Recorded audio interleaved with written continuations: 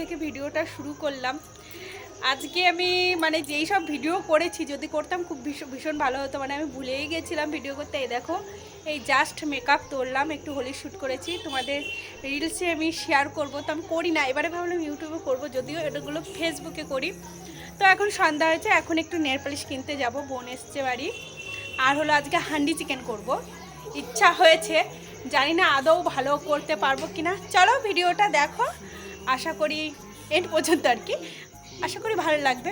তো চলো এখান থেকে আজকে ভিডিওটা স্টার্ট করলাম। আমি ভাবলাম রান্না করার আগে একটু দোকান থেকে ঘুরে আসি। বেশ কিছুদিন ধরে ভাবছি কিছু জিনিস কেনার আছে, আর কেনাই হচ্ছে না। আসবো আসবো করে দুটো নেল পালিশ নিয়েছি, সাথে টিপ আর ওই যে একটা ক্লিপ আর সেফটি পিন, বাস এইটা কটাই জিনিস নিয়েছিলাম আজকে। তোমাদের সাথে আর পরে শেয়ার করা হয়নি। আর এখানে হান্ডি চিকেনের জন্য আমি মশলা বাড়ছিলাম আর কি, সেটাই বলছিলাম। বাট পাশ থেকে এত আওয়াজ আসছিলো না, ভাবলাম চলো ভয়েসে দিয়ে দিই।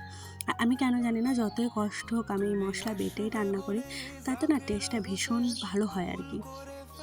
কি বলো তো, মিক্সিতে করি যখন অনেক লোক আসে তখন কিছু করার থাকে না। হান্ডি চিকেন আমি ইউটিউবে অনেক রকম দেখেছি, বাট কীরকমভাবে করবো বুঝতে পারছিলাম না। তাই ভাবলাম আজকে একরকম করি, ভালো না হলে পরে অন্য দিন অন্য রকমভাবে করবো।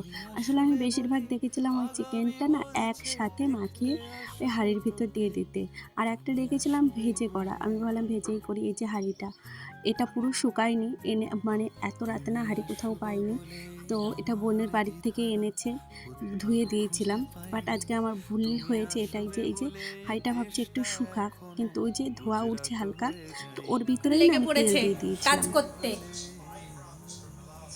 আনিশা ভালো পারো কাজ করতে? ও একটু অ্যাক্টিং দেখাতে গিয়েছিল আমার আনিশা, তাই তো অ্যাক্টিং দেখাতে গিয়েছিল, আর এদিকে বেলছে। মনে হয় সব কিছু না মানে করে করে মানুষ শেখে, একবারেই তো শেখে না। আজকের হান্ডি চিকেনটা অনেক মন দিয়ে করেছিলাম, ভালোবেসেই করেছিলাম, বাট এতটা খারাপ হবে বুঝতে পারিনি। এতটা খারাপ মানে কি, প্রচণ্ড ধোঁয়ার গন্ধ উঠছিল। আমার আগের থেকে যদি মাটিটা ঠান্ডা মাটিতে মানে হাঁড়িটায় তেল দিয়ে যদি মশলাগুলো দিতাম না, বেশি ভালো হতো। আমার ভুল হয়ে গেছে, তবে এরপর এবার ভেবেছি এই ভুলটা আর করবো না। প্রথমে তো আমি চাপিয়েছিলাম, তারপরে আবার আমার বরকে বললাম তুমি এসো। ও না আসলে না আমি কেন জানি না ভরসা পাই না, ভাবি কি হয়তো আমি পারবো না, এই মনে হয়। আর এ দেখো এদিকে চিকেন দিচ্ছিলাম দুজনা মিলে, একজনা ক্যামেরা ধরেছিলাম আর একজনা দিচ্ছিলাম।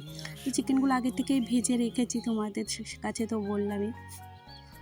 কিন্তু টেস্টটা অসাধারণ হয়েছিল জানো তো, কিন্তু ভীষণ মন খারাপ হচ্ছিল, এতটা ধুমোর গন্ধ হয়েছিল না, কি বলবো, কি কারণে জানি না। কেউ যদি খেয়ে থাকো প্লিজ একটু কমেন্ট করে জানিও তো কী কারণে হয়েছিল। আমার তো মনে হচ্ছে ওই যে প্রথমে দিয়েছিলাম, আর এর সাইজেই একটা এই যে পাত্র পেয়েছি মুখ ঢাকার, এটা আমার মেয়ে খেলে। আর উপরে দেখছো না ওটা হলো একটা রং, তো ওটাকে আর উঠাতে পারলাম না, তাই ভাবলাম ওইভাবেই দিয়ে দিই।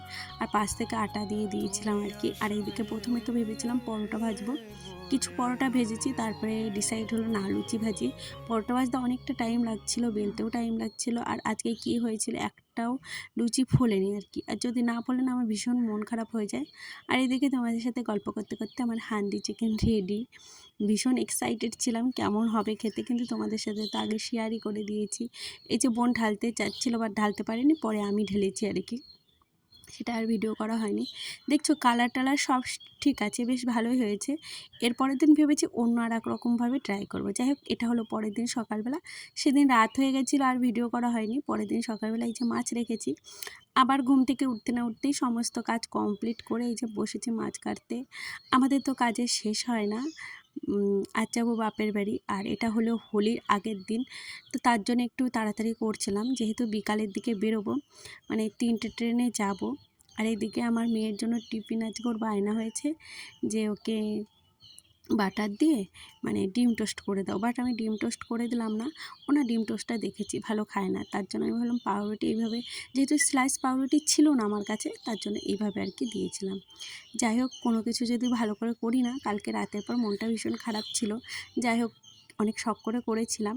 এই যে তারপরে চা বসিয়েছিলাম। আমাদের বাড়ির সবাই একটু দুধ চা খেতে ভালোবাসে, তার সাথে আমিও।